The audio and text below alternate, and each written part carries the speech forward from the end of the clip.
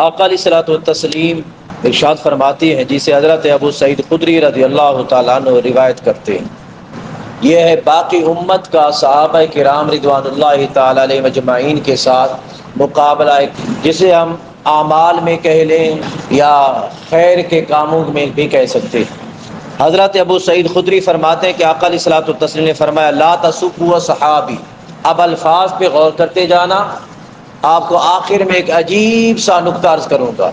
آقا نے فرمایا لا تسبوا صحابی، میرے صحابہ کو گالی نہ دینا، میرے صحابہ کو گالی نہ دینا۔ فلو ان احدکم انفق مثل احد ذهبا، فرمایا اگر تم لوگ احد پہاڑ جتنا سونا خرچ کر دو، احد پہاڑ جتنا سونا خرچ کر دو، ما بلغ مد احدہم ولا نصیفہ، فرمایا پھر بھی اگر میرا صحابی آدھی مٹھی کوئی شے خرچ کر دے، تمہارے احد پہاڑ جتنا خرچ کیا ہوا سونا میرے صحابی کے آدھی مٹھی کے خرچ کیے ہوئے کے برابر نہیں ہو سکتا۔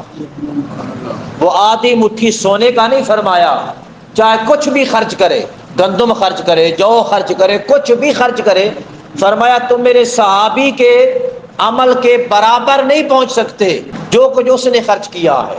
یہاں پر یہ معلوم ہوا کہ صحابہ کرام کا کوئی بھی عمل ہو، چاہے کتنا ہی چھوٹا ہو، ادنا ہو، جسے ہم بالکل ہلکا سا سمجھتے ہوں، اور ہم باقی لوگ صحابہ کرام کے بعد والے مومنین، قیامت تک آنے والے سارے کتب، غوث، ابدال، جتنے بھی علماء، نقباء، صلحاء، شہداء، جتنے بھی نیک لوگ ہیں، سارے مل کر کسی عمل میں اگر شرکت اختیار کر لیں، کسی ادنا سے صحابی کے کسی ادنا سے عمل کے برابر بھی نہیں ہو سکتے، کیونکہ رب تعالی جو انہیں مقام عطا فرمایا اور ان کے عمل کو مقام عطا فرمایا، وہ باقی ساری کائنات کے عمل کو وہ مقام اور شرف نصیب نہیں ہو سکتا۔ اس کو امام بخاری نے، امام ترمذی نے، ابو داؤد نے روایت کیا ہے، اور امام ترمذی نے فرمایا ھذا حدیث حسن، یہ حدیث حسن ہے۔ اور اس کے بعد حضرت عبداللہ بن مغفل رضی اللہ تعالیٰ عنہ سے روایت ہے، فرماتے ہیں آقا علیہ الصلوۃ والتسلیم نے فرمایا اللہ اللہ فی صحابی، اللہ سے ڈرو، اللہ سے ڈرو میرے صحابہ کرام کے بارے میں، اللہ سے ڈرو، اللہ سے ڈرو میرے صحابہ کرام کے بارے میں۔ لا تتخذوہم عرضا غرضا بعدی، آقا نے فرمایا میرے بعد میرے صحابہ کو اپنی گفتگو کا نشانہ نہ بنا لینا۔ پہلے اللہ سے ڈرایا، اللہ اللہ فی صحابی، میرے صحابہ کرام سے اللہ سے ڈرو ڈرو، میرے بعد میرے صحابہ کو اپنی گفتگو کا نشانہ نہ بنانا۔ فمن احبہم فبحبی احبہم، جو کوئی ان سے محبت کرے گا وہ میری محبت کی وجہ سے ان سے محبت کرے گا، میری محبت سے، میری محبت کی وجہ سے، یعنی جس کے سینے میں میں مصطفیٰ کی محبت ہوگی اسی کے سینے میں میرے صحابہ کی محبت ہوگی۔ اگر صحابہ کی محبت نہیں ہے تو اس کا سینہ چاہے وہ جتنے بڑے دعوے کرتا پھرے، جتنے بڑے دعوے کرتا پھرے، فرمایا وہ حب مصطفیٰ سے خالی ہے۔ پھر آگے فرمایا وَمَنْ أَبْغَضَهُمْ فَبِبُغْضِي أَبْغَضَهُمْ، فرمایا جو ان سے بغض رکھے گا میرے بغض کی وجہ سے ان سے بغض رکھے گا، یعنی پہلے اس کے سینے میں میرا بغض آئے گا، میری عداوت ہوگی تو میرے صحابہ سے عداوت اور بغض رکھے گا، اگر میرا بغض نہیں ہے تو میرے صحابہ سے بھی بغض نہیں رکھ سکتا۔ اور پھر آگے فرمایا وَمَنْ أَذَاهُمْ فَقَدْ أَذَانِي، جس نے انہیں تکلیف دی میرے صحابہ کو، ذرہ برابر بھی تکلیف دی، فمن فقد آذانی، فرمایا پکی بات ہے اس نے میں محمد مصطفیٰ کو تکلیف دی، مجھے اذیت دی۔ ومن اذانی فقد اذى اللہ، فرمایا جس نے مجھے تکلیف دی فقد آذى اللہ، پس پکی بات ہے گویا اس نے اللہ کو تکلیف دی ہے۔ ومن آذى اللہ فیوشک ان یأخذہ، پس جو کوئی اللہ کو تکلیف دیتا ہے اللہ رب العزت ضرور بھی ضرور اس کی گرفت فرماتا ہے، اسے پکڑتا ہے۔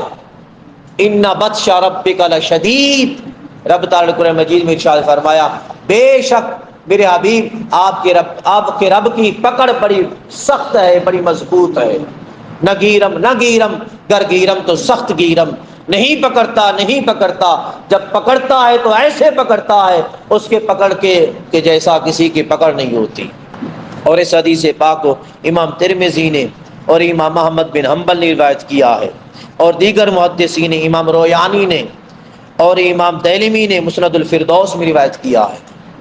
سو محترم المقام، یہ حدیث پاک اب اس حدیث پاک کے مقابلے میں لا رہا ہوں جو آقا علیہ الصلوۃ والتسلیم نے فرمایا، اللہ سے محبت کرو اس کی نعمتوں کی وجہ سے، مجھ سے محبت کرو اللہ کی محبت کی وجہ سے، میری اہل بیت سے محبت کرو میری محبت کی وجہ سے۔ اب اس حدیث پاک اور اس حدیث پاک کو دیکھیں، بالکل برابر برابر ہے، بالکل برابر برابر۔ اب آج کے درس کا مقصد فقط ایک ہے۔ 10 محرم الحرام کی رات کچھ نوجوان دوست ہیں، میری ملاقات ہوئی ان سے، میرے نوجوان نسل کے دلوں میں صحابہ کرام کا بغض دیکھا ہے۔ اہل بیت کی محبت کی آڑ میں، اہل بیت کی محبت کی آڑ میں صحابہ کرام کے خلاف دیکھا میں نے انہیں۔ پڑھے لکھے تھے، افسوس کی بات تو یہ ہے، اور یقین کریں رات کے 1:30 بجے ہو گئے، 1:30 بج گئے سمجھاتے سمجھاتے، مگر ان کو کچھ سمجھ بھی نہیں آتا تھا۔ صحابہ کرام کو یاد رکھے گا، اپنی زبانیں تالے لگا کر رکھو، اپنی زبانوں کو صحابہ کرام کے حق میں۔ صحابہ کرام اور اہل بیت شیر و شکر تھے، کھیر کھنڈ تھے، جیسے ہم کہتے ہیں نا کھیر کھنڈ، شیر و شکر تھے۔ اگر ان کے ذاتی معاملات تھے تو ہم کون ہوتے ان کے بارے میں فیصلہ کرنے والے؟ ہم ہوتے کون ہیں؟ ہم کون ان کے حق میں ان تک پہنچنے والے؟ پھر ابھی آگے سنیے ایک اور حدیث پاک۔ آقا علیہ الصلوۃ والتسلیم نے فرمایا، حضرت عویم بن ساعدہ رضی اللہ تعالیٰ عنہ سے روایت ہے، فرماتے ہیں کہ آقا علیہ الصلوۃ والتسلیم نے فرمایا، ان اللہ اختارنی، اللہ رب العزت نے ساری خلق میں مجھے چنا ہے۔ آقا فرما رہے ہیں مصطفیٰ کا مطلب ہی چنا ہوا ہے۔ مصطفیٰ کا مطلب کیا ہے؟ چنیدہ، چنا ہوا۔ آقا نے فرمایا رب تعالیٰ نے ساری خلق میں مجھے اختیار فرمایا، چنا ہے۔ واختار علی اصحابا، پھر میرے لیے میرے صحابہ کو چنا ہے۔ ہائے ہائے، قربان جائیں، ذرا توجہ تو کرے۔ پھر آگے فرمایا فجعل لی منہم وزراء، پھر میرے لیے میرے صحابہ میں سے میرے وزراء بنائے۔ آقا نے فرمایا نا سیدنا صدیق اکبر اور سیدنا عمر فاروق رضی اللہ تعالیٰ عنہ کے بارے میں، یہ دنیا میں میرے وزیر ہیں۔ فرمایا میرے لیے وزراء بنائے، وَأَصْحَارًا، اور میرے رشتہ دار بنائے، وَأَنصَارًا، اور میرے مددگار بنائے۔ فَمَنْ سَبَّهُمْ فَعَلَيْهِ لَعْنَةُ اللَّهِ وَالْمَلَائِكَةِ وَالنَّاسِ اجمعین۔ فرمایا جو کوئی انہیں کوئی برے الفاظ کے ساتھ یاد کرے گا، میرے صحابہ کو کوئی برے الفاظ کے ساتھ یاد کرے گا، فرمایا اس پر اللہ کی بھی لعنت ہے، فرشتوں کی بھی لعنت ہے، والناس اجمعین، اور ساری خلق کی لعنت ہے، تمام لوگوں کے ان پر لعنت ہے، تمام لوگوں کی۔ پھر آگے فرمایا لا يقبل اللہ منہم یوم القیامت صرفا ولا عدلا، فرمایا جو کوئی ان کو برے الفاظ سے یاد کرے گا، فرمایا رب تعالی کل قیامت کے دن ان سے کسی قسم کا کوئی بہانہ قبول نہیں کرے گا، کوئی عذر قبول نہیں کرے گا۔ یہ نہ کہتا پھرے کہ میں جانتا نہیں تھا، یہ نہ کہتا پھرے کہ میں معلوم نہیں رکھتا تھا، میں پڑھا ہوا نہیں تھا، میں تو حدیث کو زیادہ جاننے والا نہیں تھا، بس جیسے لوگوں نے کہہ دیا میں نے سن لیا۔ تباہی پھیرنے والے بہت سارے مقررین ہیں نا، بہت سارے خطبہ بس جیبیں فل کرنے کے لیے، بھرنے کے لیے، ویلیں بٹورنے کے لیے، پیسے حاصل کرنے کے لیے۔ اگر چٹخارے دار باتیں نہ ملائی جائے نا تو پھر ویلے کوئی نہیں دیتا نا، جیبیں فل نہیں ہوتی نا، پھر نذرانے اور چندے نہیں ملتے۔ لوگوں کو خوش کرنے کے لیے ایسے چٹخارے دار باتیں شامل کرنی پڑتے، کتابوں میں یاد رکھے گا۔ لیکن چٹخاروں میں آ کر اپنے مذہب، اپنے عقیدے، اپنی محبتوں کو، اپنے آخرت کو، اپنی قبر کو، اپنی جنت کو تباہ نہ کر دیں، حقیقت کو پہچانے۔ حقیقت کیا ہے؟ وہ یہی ہے۔ آقا علیہ الصلوۃ والتسلیم فرما رہے ہیں کہ ان کو کسی قسم کے اختلاف کے ساتھ یاد نہ کرو، میرے صحابہ کرام کو۔ اچھا بھائی، یہ جو اہم نقطہ ہے وہ یہ ہے، جو میں نے ابتدا میں آپ قرض کیا تھا، آخری میں عرض کروں گا، وہ یہ ہے کہ صحابہ کرام کے متعلق جب یہ آقا علیہ الصلوۃ والتسلیم فرما رہے ہیں لا تسبوا صحابی لا تسبوا صحابی، میرے صحابہ کو گالی گلوچ نہ دینا، یا میرے بعد میرے صحابہ کو برے الفاظ کے ساتھ یاد نہ رکھنا، برے الفاظ سے یاد نہ کرنا، یا پھر یہ کہ میرے صحابہ کا کوئی مقابلہ نہیں کر سکتا، جو کوئی میرے صحابہ کو برے الفاظ کے ساتھ یاد کرے گا ان پر اللہ کی لعنت، فرشتوں کی لعنت، سارے انسانوں کی لعنت۔ جب یہ آقا علیہ الصلوۃ والتسلیم فرما رہے ہیں، میں آپ سے پوچھتا ہوں اس وقت تو سوائے صحابہ کے کوئی تھا ہی نہیں، اس وقت تو سوائے صحابہ کے کوئی تھا ہی نہیں، اور اس وقت کوئی صحابہ کو برے الفاظ کے ساتھ یاد کرنے والا بھی کوئی نہیں تھا، اور کوئی صحابہ کرام کو گالی گلوچ دینے والا بھی کوئی نہیں تھا۔ قربان جائیں آقا پھر کس کو فرما رہے، کن کو کہہ رہے ہیں؟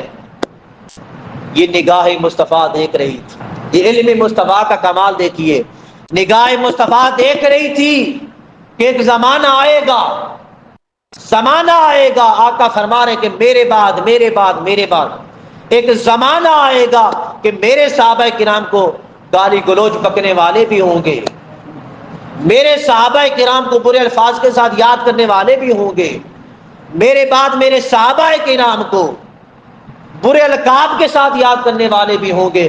آقا علیہ الصلوۃ والتسلیم انہی کے بارے میں فرما رہے ہیں، ان پر اللہ کی لعنت ہے، ان پر فرشتوں کی لعنت ہے، ساری انسانیت کی لعنت ہے، انہیں رب تعالیٰ پکڑے گا اور ایسی پکڑ کے ساتھ پکڑے گا کہ ان کا ٹھکانہ جہنم بنا دے گا، ان کا ٹھکانہ جہنم ہوگا۔ سو دعائے رب تعالیٰ میں صحیح العقیدہ کے ساتھ زندگی بسر کرنے کی توفیق عطا فرمائے، صحابہ کرام تمام صحابہ کرام کے ساتھ جوڑ کر رکھے، ایسے جوڑے ایسے جوڑے، ایسے محبت اور رشتہ الفت کا رشتہ جوڑے جیسے آقا علیہ الصلوۃ والتسلیم چاہتے تھے، اور ہمارے صحابہ کرام کے طفیل ہمیں آقا علیہ الصلوۃ والتسلیم کے ساتھ جوڑ دے، اور کل قیامت کے دن رب تعالیٰ اپنے غضب اپنے قہر سے بچائے اور ہمیں جنتی بنا دے۔